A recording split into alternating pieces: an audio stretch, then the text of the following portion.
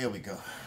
Welcome to our YouTube listeners, brothers and sisters. We thank you for tuning in to another edition of the Bible Show, Truth Hour, here on POET Radio. I'm your host, Black Ice. I'm your co-host, The Messenger. In today's lesson, we're going to talk about God's New Year's Day and how in 2018, that day is celebrated on Friday, March the 16th at sundown. Now, in order to understand God's time, we have to go to the beginning, the book of Genesis. The moment when God separated the light from the darkness was the moment that a day could be calculated and counted, brothers and sisters. Now, we go to Genesis chapter 1, verse 1 and 2. Now, here are a few points we will learn in the first two verses of the book.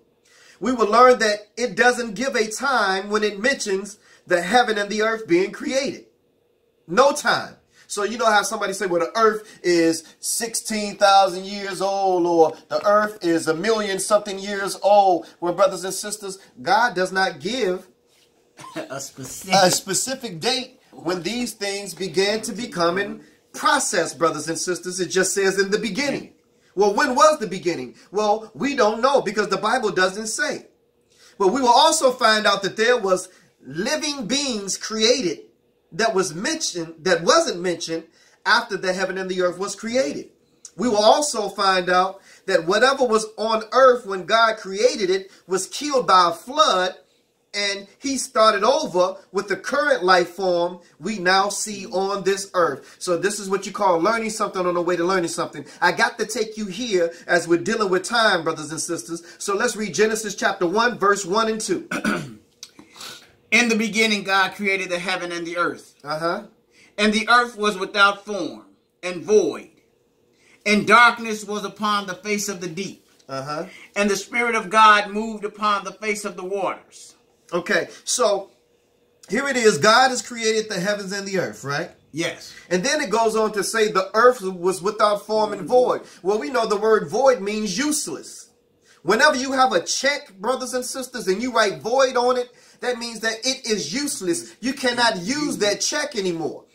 So you telling me that after God created the heaven and the earth was useless? No, brothers and sisters, because the God that I serve, brothers and sisters, my God, the God of Abraham, Isaac, and Jacob, everything he created was good. So if he didn't create the earth void, then how did the earth become without form and void?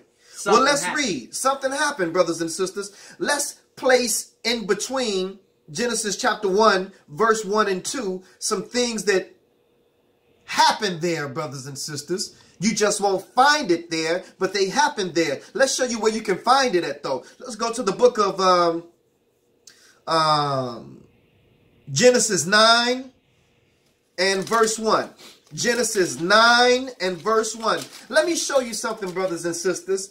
It's something similar that happened way after Adam and Eve, but it pertains to this lesson, and it's going to show you something about Adam and Eve. Genesis 9 and 1. Let's read that. And God blessed Noah and his sons. So you know what happened, brothers and sisters. There was a flood that killed all manner of beast and man on the earth. God caused it to be a flood. There was only 8 people that survived the flood. Noah, his sons, 3 sons, and their wives, brothers and sisters. That's 8 flesh and blood human beings that survived the flood. Go ahead. And said unto them, be fruitful and multiply and replenish the earth. So he told Noah and his sons to be fruitful, multiply, and replenish the earth. In other words, I've killed all other human beings. I killed every beast that creepeth upon the earth, and all those living things upon the earth, brothers and sisters. I killed all those things. I'm going to start over again. So I want you to replenish the earth. So we understand why Noah was given that commandment. But let me show you who else was given that same commandment. Let's read Genesis 1 and 28. Here we can read the same commandment given to Adam that was given to Noah. Well, Noah was given the commandment because there was a flood that killed everything that walked the earth, brothers and sisters. So here it is. Adam was given the same commandment that Noah was given and his sons. And remember, Adam was told this after the earth became void and without form. So let's read that. Genesis 1 and 28. And God blessed them. And God said unto them, Be what? Be fruitful and multiply and replenish the earth. So he told them to be fruitful and multiply and replenish the earth. That was the same thing he told Noah, brothers and sisters. The same exact thing that he told Noah. So now we can understand that in Genesis chapter 1 verse 2, that the earth was without form and void, and darkness was upon the face of the deep, brothers, water. And the Spirit of God moved upon the face of the waters. Here he is again about to create again. The same way he was about to create again through Noah and his sons and the animals that survived the flood on the ark, brothers and sisters. Now, let's see what happened that made the earth without form and void. What happened, brothers and sisters, that made the earth without form and void? We know that God created the heaven and the earth. We can read that in verse 1. But before verse 2 comes, we got to find out what happened that made the earth without form and void. All of this is during a process of time that's not mentioned or calculated, brothers and sisters, in the Bible. Before the first day.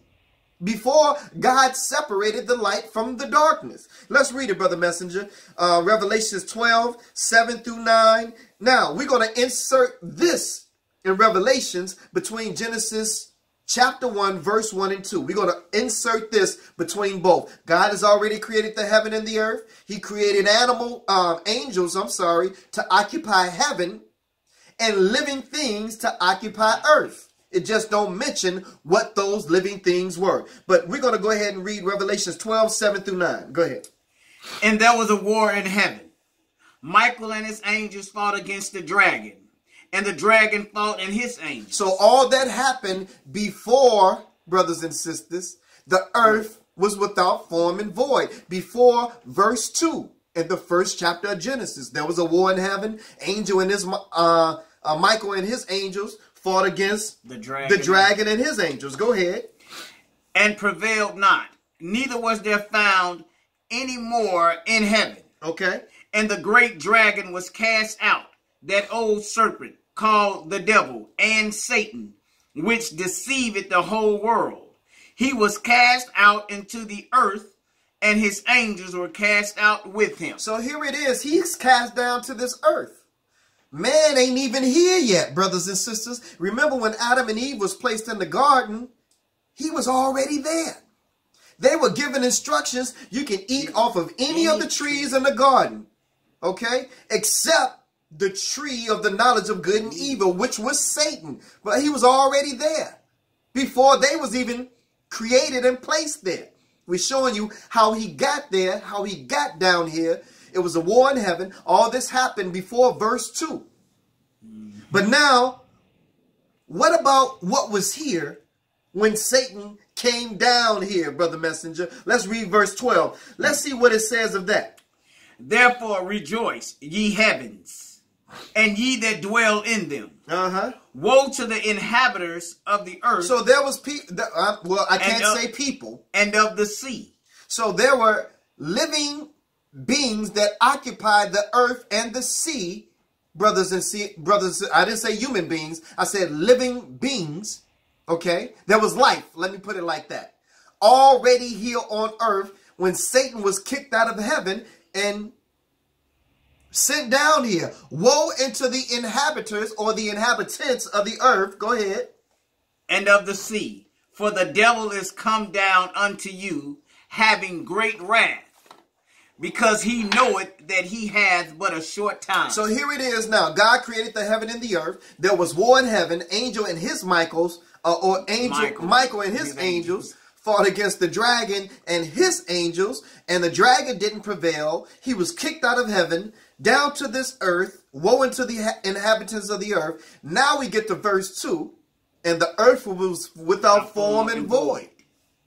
Because now sin has entered into the earth, brothers and sisters, not man, because Adam's sin is how sin was introduced to human beings.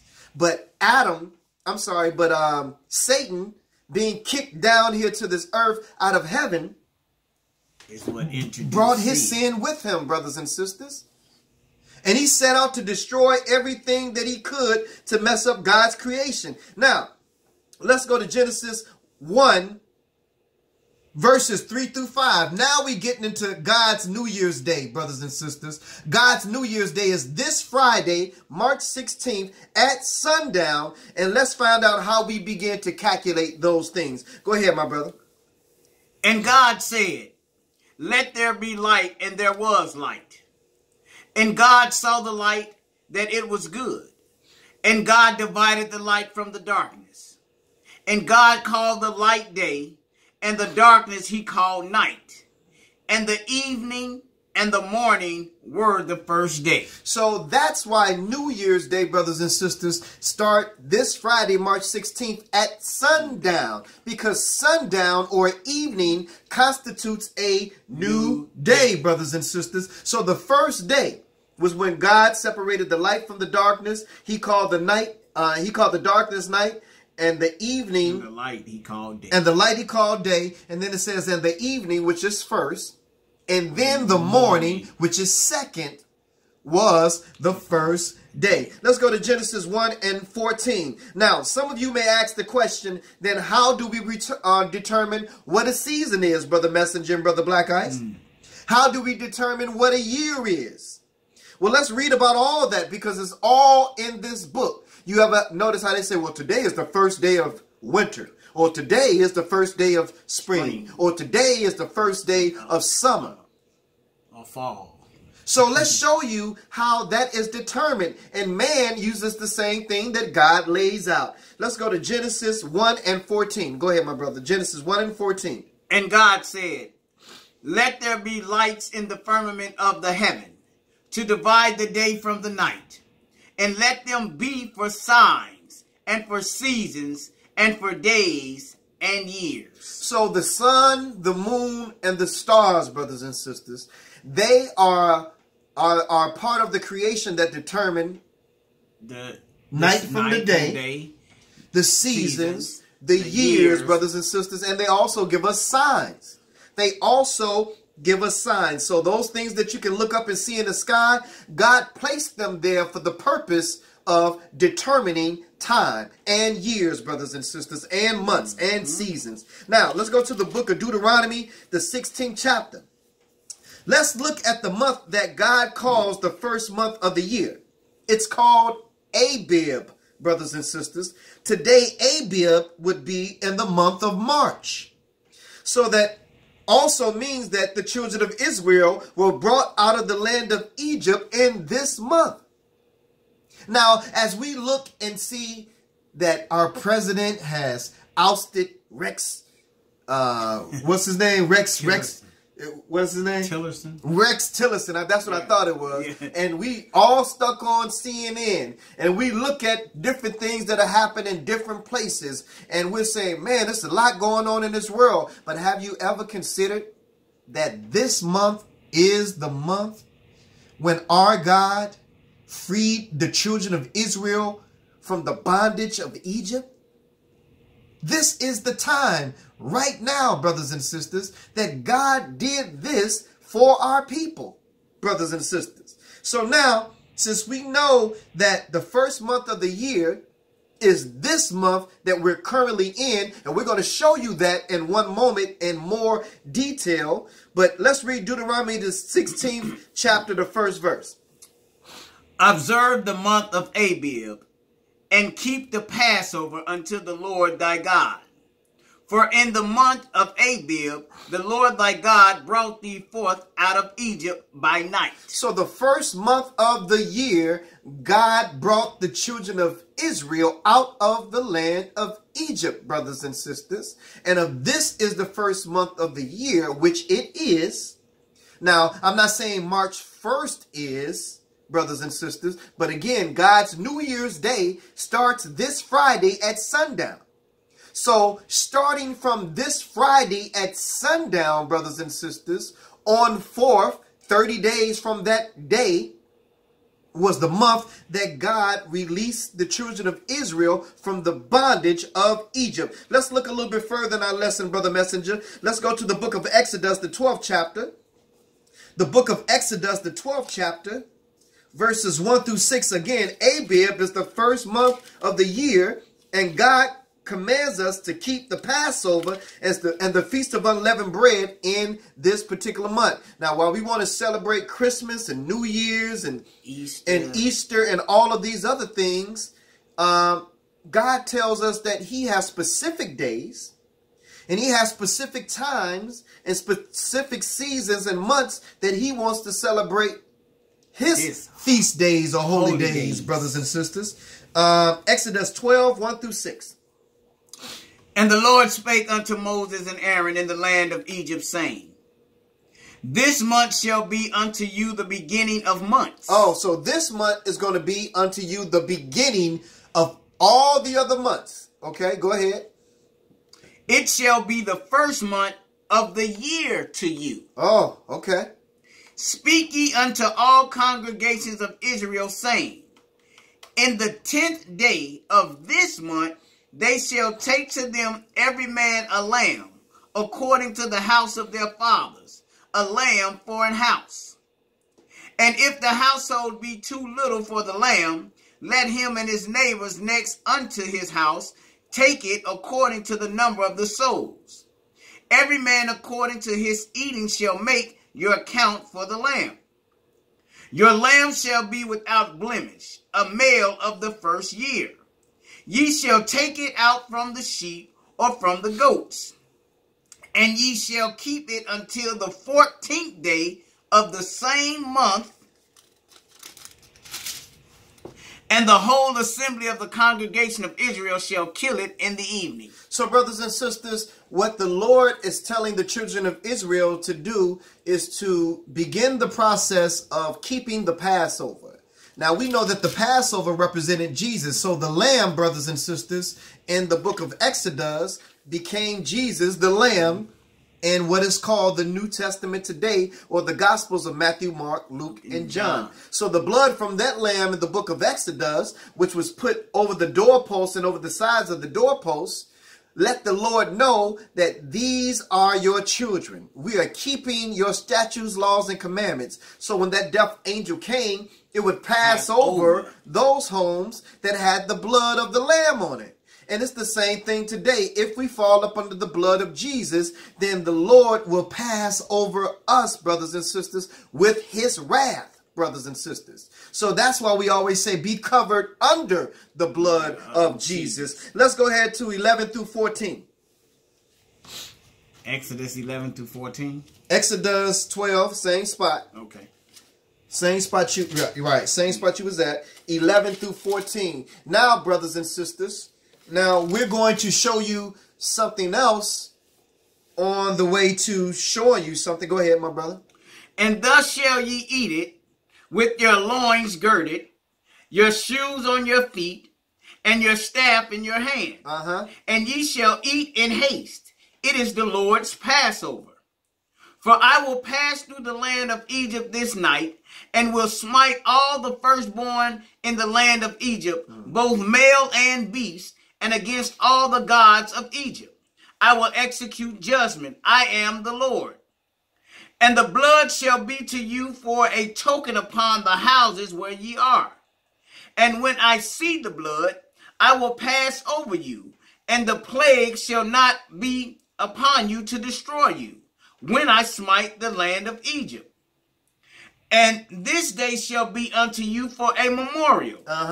And ye shall keep it a feast. How long?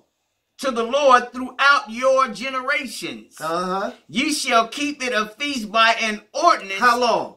Forever. So, brothers and sisters, we're still supposed to keep the Passover, which is one of the Lord's feast days. But a lot of these modern day churches tell you that we don't go by the Old Testament no more, brothers and sisters. Now, this is also in the New Testament, keeping the Passover, brothers and sisters. But we're just showing you how people are playing with your salvation. When you read something like this ordinance, keep this feast by an ordinance forever, brothers and sisters. we keep everything else but this. Everything else but this, brothers and sisters. And this is a direct commandment. Let's go ahead and further our search. Let's go to Leviticus, the 23rd chapter. Now, brothers and sisters, we're going to get into something. If you want to know all of the holy days that you're supposed to be keeping, as we call it today, celebrating, all of the Lord's holy days, holidays, as you call them, but the Lord calls them his feast days, are listed in this one chapter, Leviticus, the 23rd chapter. And let's read about one of them. We're going to read 1 through 5. And this ties into our subject today, God's New Year's Day. How to determine when God's New Year's Day is. Go ahead, Brother Messenger. Leviticus 23, 1 through 5.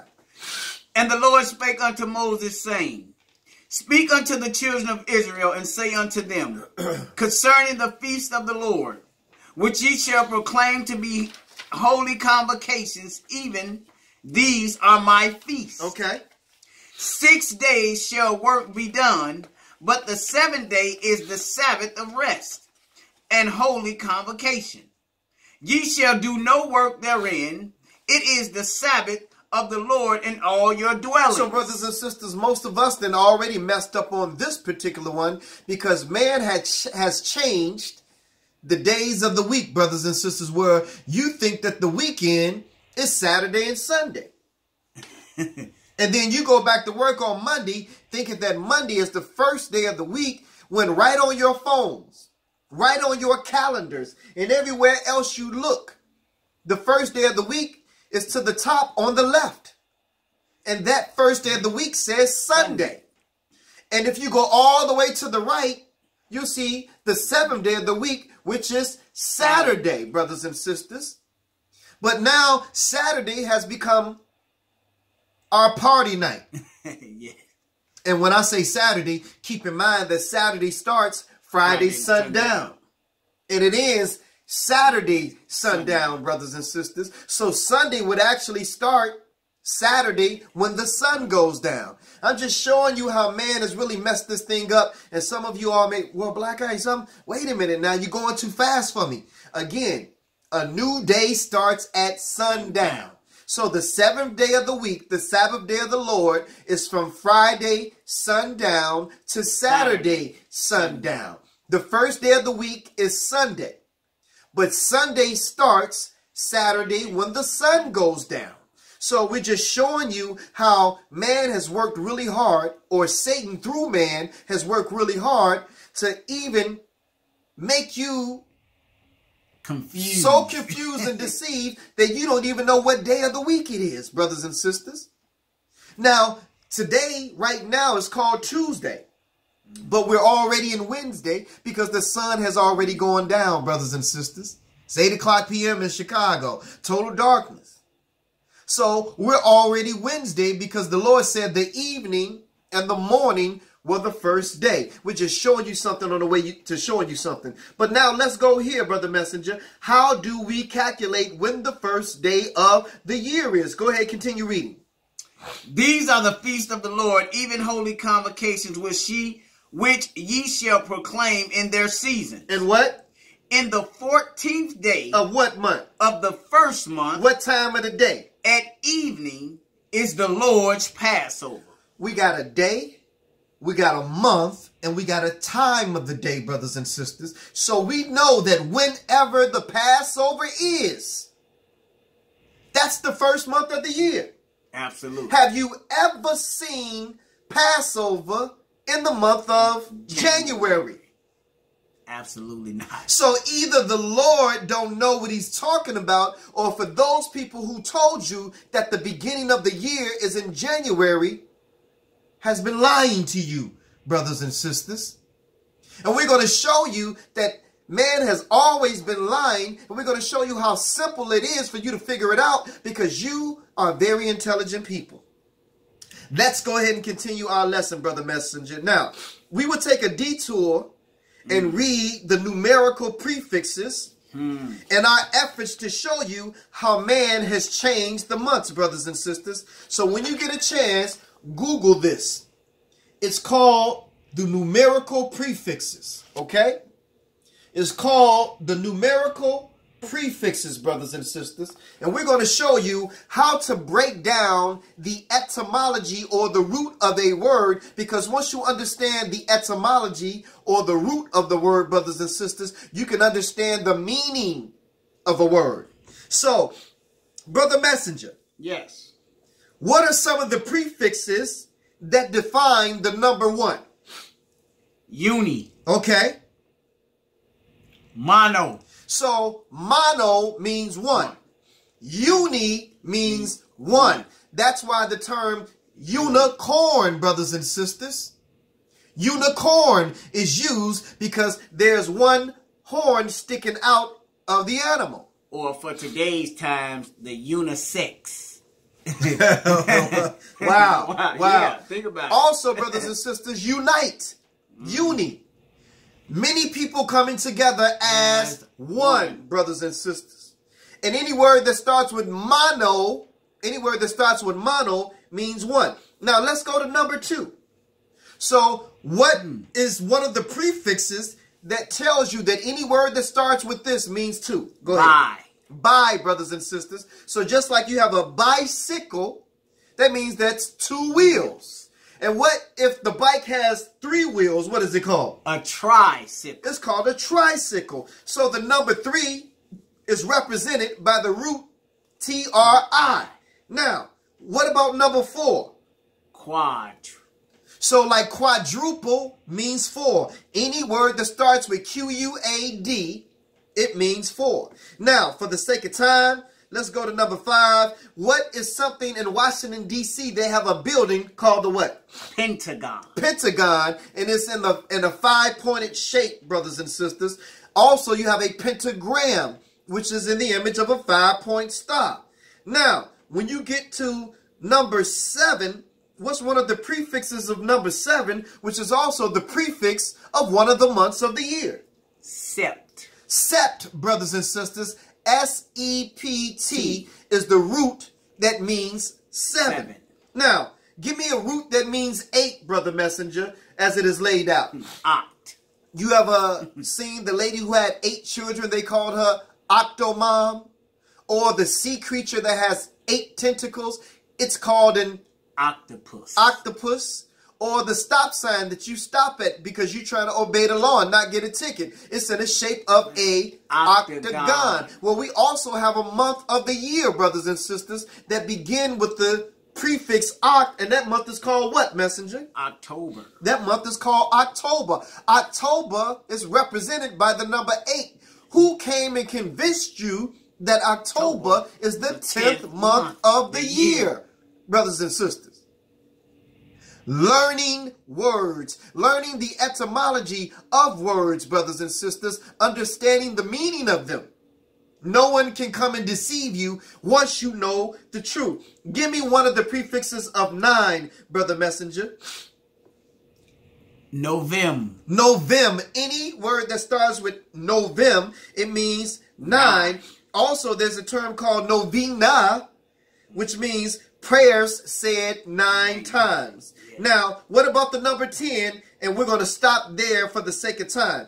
Give me some prefixes of the number 10, Brother Messenger. Deca.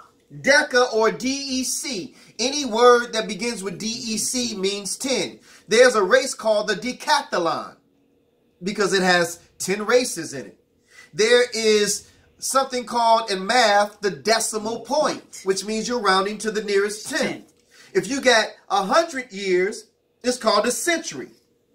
If you got 10 years, it's called a what? Decade. Decade, starting with DEC. So December was given its name because it represented the 10th month of the year. So if Nov is if Oct is 8 and Nov is 9 and December is 10, that makes January 11 and February 12, which means that the first month would be during what we call the month of March, brothers and sisters. So we're going to put this to the side and we're going to continue our lesson. Now, the next question we will ask is, how long is a month, brothers and sisters? Is it 28 days? you know, the month of February, which is called Black History Month, you know they ain't going to give us black folks, brothers and sisters, which are Israelites that came over here by the way of the transatlantic slave trade. They not going to give us no 30 days or 31 days in a year. That's too much for us, brothers and sisters. So is a month 28 days?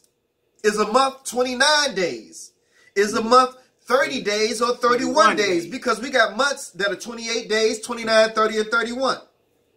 It's easy to confuse you when you walk away from God.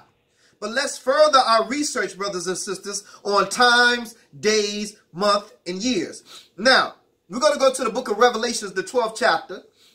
Revelations, the 12th chapter. Now, math is truth, brothers and sisters. And math doesn't lie. And it don't change. And it don't change. Now, I can say that 1 plus 1 equals 3. I can say that. Yeah. But would that be the truth? Just like they can tell you that October is the 10th month of the year and December is the 12th month of the year. But just because they told you that and taught you that, the question is it true? No matter how passionate I sound about it, no matter how much I try to convince you that 1 plus 1 equals 3, you know that that is not true. It do not add up. Especially when you know that 1 plus 1 equals 2. Now, that would make me a liar, brothers and sisters. Let's calculate a year and a month and find out, according to the Bible, what are the lengths of times of a year and what are the length of times of a month. Now, of the Great Tribulation period, it mentions in the Bible, in the book of Revelations, that it will last 3.5 years. Well, we got to find out is how many days is 3.5 years. And then we're going to divide that. So get your calculators out because we're going to show you how many days are in a month and how many days are in a year. Revelations 12:6. And the woman fled into the wilderness, where she had a place prepared of God, that they should feed there 1,260 days. 1,260 days. Well, 3 score is 60. Yes. So 1,260. Well, we have to find out, brothers and sisters, because we know the Great Tribulation period is 3.5 years. What we have to calculate is 1,260 days 3.5 years? And then we got to find out how many months is 1,260 days. Let's go to the book of Revelations, the 11th chapter. Now, the Lord is a God that will always give you the same answer, but multiple ways, brothers and sisters. For example, if you say that you can get to the number 6 more than one equation, and I tell you that 1 plus 5 equals what? 6. And 2 plus 4 equals what? 6. And 3 plus 3 equals what? 6. And 6 plus 0 equals what? 6. They all equal up to the number 6. And the math would verify that. Let's look at God's math of how many days and months make up the Great Tribulation period, which is 3.5 years. We already have the 1,260 days. Let's look at another scripture and tells you how many months it is. Revelations 11, 1 through 3. And there was given me a reed like unto a rod. And the angel stood saying, Rise, and measure the temple of God, and the altar, and them that worship therein. But the court which is without the temple leave out, and measure it not. For it is given unto the Gentiles, and the holy city shall they tread underfoot 42 months. 42 months, brothers and sisters. So you got 42 months, and you got 1,260 days, brothers and sisters. So now, let's go ahead and do the math and find out how many days is in a month. And once we find out how many days in a month, we're going to multiply that by 12 and get how many days are in a year. So now, we got 1,260 days let's divide that by 30. Okay? Let's divide that by 30 because it's 30 days in a month. We're going to show you that. And let's see if we get 42. Go on your calculators. Y'all can put that in the comment section. When you divide 1,260 by 30, how many months do you come up with, brothers and sisters? And I'm going to wait on y'all to put that in the search engine. Now, if you multiply 42 months by 30 days, because we know that it's 30 days in a month, what number do you come up with also as well? We're back up to the 1,260 days. So we know that there's 30 days in a month, not 31, not 29, not 28, brothers and sisters. So now, let's go to Revelations. Cheryl, 42, I see. Go ahead, Cheryl. You got it right. So, a month consists of 30 days. 30 days times 42 months is 1,260 days, which make up the 3.5 years of the Great Tribulation. Now, let's go to Revelation, the 13th chapter, verse 5. Now, scriptures serve as a witness to the word of God.